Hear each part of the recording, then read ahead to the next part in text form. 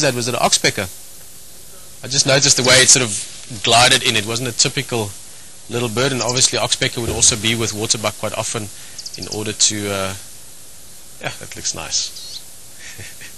Guys, don't you think this is amazing? And we're going to get into the chat a lot more as well, but this is happening right now.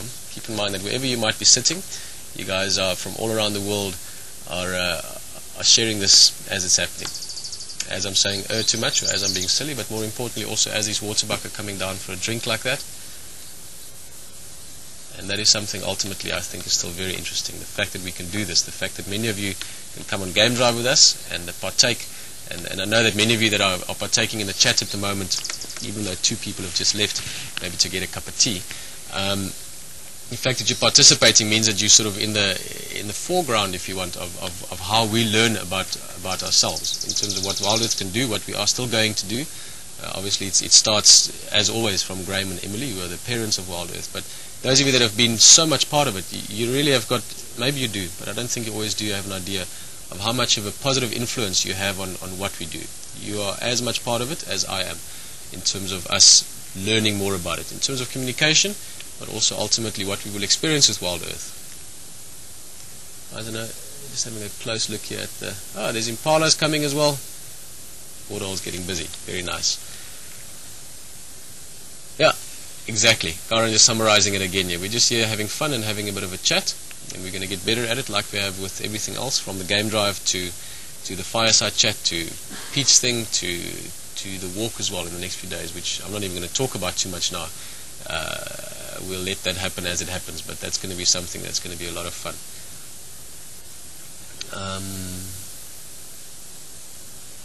The water bucket too hot with all that hair, Sue's asking. I think a lot of animals sometimes probably do get quite warm with the thick coats they have. But keep in mind that a lot of that hair is often, like with waterbuck also, the hair is actually hollow, so there's a fibrous aspect to it that means that in winter they can be quite warm, and also obviously the coat gets thicker, like you do see with dogs or horses. They get more and thicker hair, and they shed a bit of that hair in summer again. So I'm sure they get a bit hot, but evolution would have taken care of it nicely to give them the perfect balance throughout the year. And also they've got different ways of coping. They can go lie in the shade. You know, in summertime now, more and more we won't see that much activity on the middler parts of the day from wildlife in terms of later morning, earlier afternoon, just because it's hot.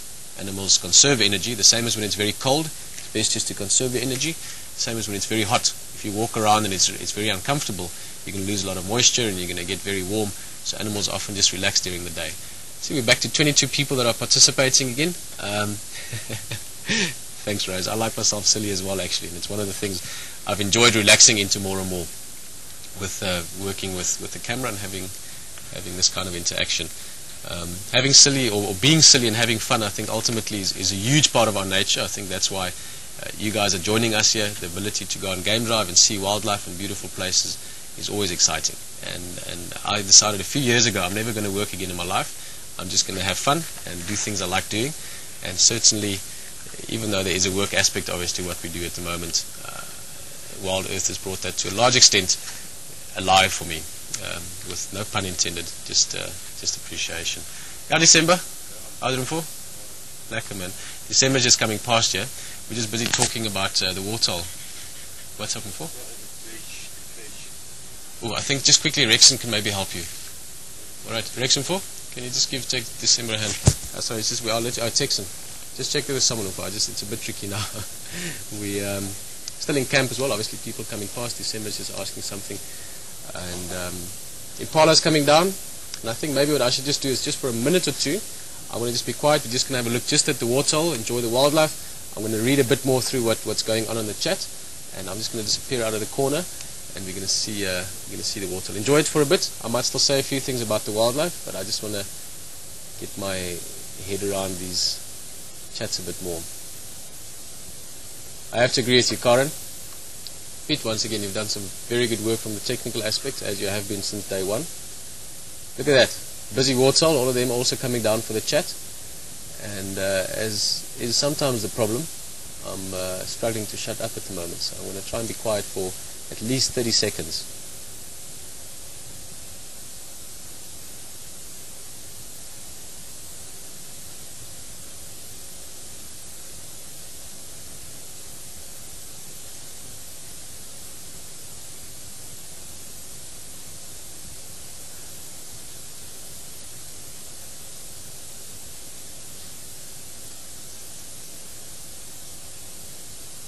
Guys, I must say, this is very interesting.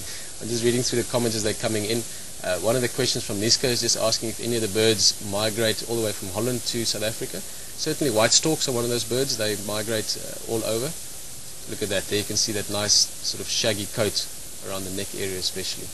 And you do get a variety of birds. Some of them migrate into Africa, so you get inter-African migrants, some of the bee-eaters for instance, and kingfishers. But then you also get, oh, they're beautiful antelope. Oh, look at that face. A little bit of a teddy bear aspect to waterbuck. But then you get birds that migrate from Europe all the way down, European bee-eaters, European roller. A lot of those actually have the name Europe or European in them. I like the pen and paper suggestion. I might bring that out at some stage. I'm still a big fan of pen and paper. There's something about the texture of it. I love the feel of a pen rolling across paper and the original aspect of writing. I can see the smiles. I can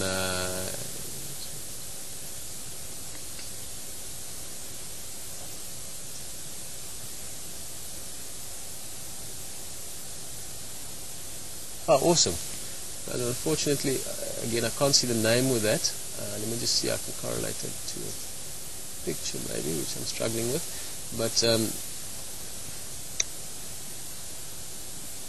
oh, is it JP? Sorry guys, like I said earlier, it's difficult for me to see the names. But JP is, I think it's JP, I posted a picture of a red-billed buffalo weaver on the cam sightings. So those of you that, especially those of you into birding, that nest we looked at earlier, you can get an idea of what a red-billed buffalo weaver looks like. And I will try and speak a little bit slower. Partly it is because I was going to say nervous, but it's not really something I feel. It's more just that I'm excited maybe.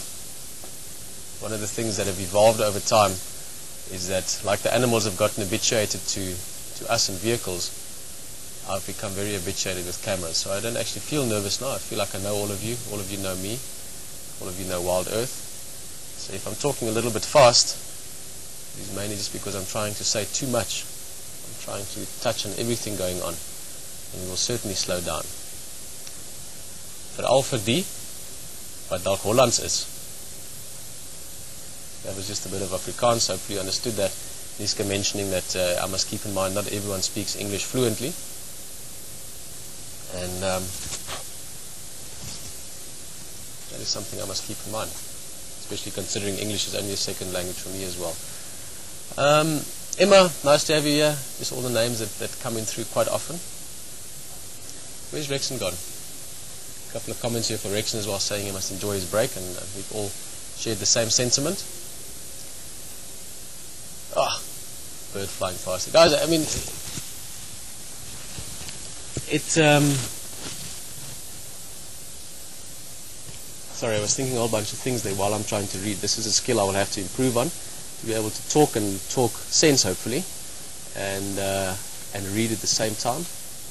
And that we will get used to.